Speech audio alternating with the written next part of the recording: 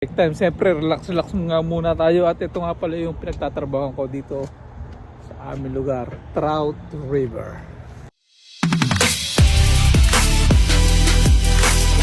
Hello mga kabayan, kamusta ka dyan? Kung naman tatanungin nyo, okay lang naman. So kakatapos na nga lang natin mag break time dahil may pasok tayo ngayon. So dito nga pala ang work at break time, siyempre relax nga muna tayo at ito nga pala yung pinagtatrabahan ko dito sa aming lugar, Trout River.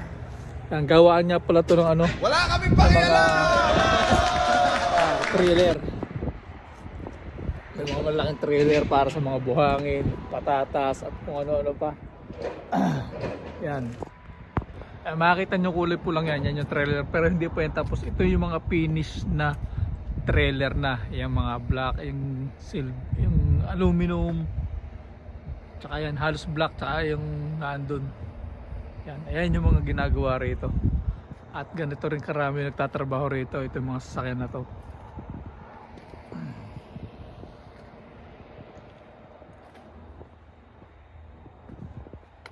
So dito nga mga kababayan, so dito nga muna ako sa sasakyan para mag-relax. Siyempre kailangan ng konting pahinga dahil medyo siyempre pagod na tayo sa trabaho. Ano lang naman ang trabaho natin dito sa Canada. Pagkakailangan mo ng pahinga, trabaho. So, ano bang pwede natin pag-usapan? Bali, ano nga pala,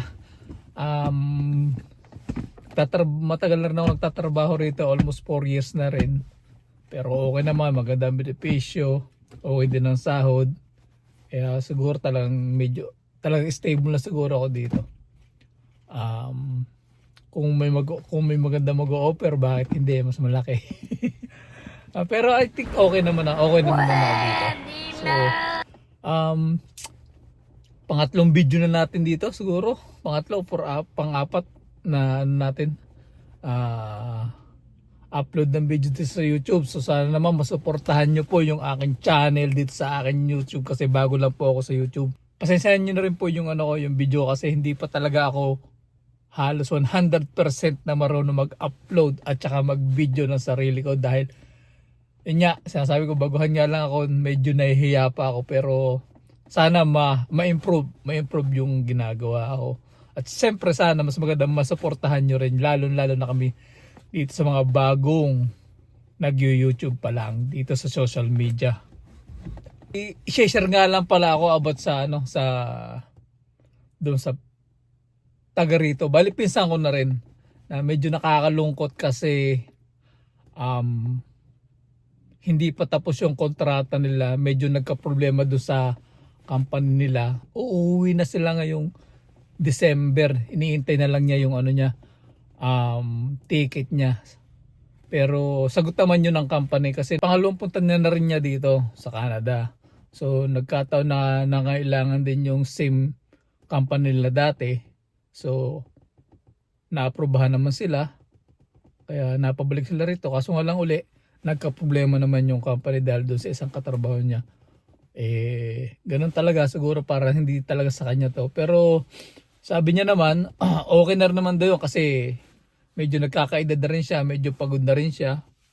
Tsaka okay din naman, may trabaho naman siya sa atin.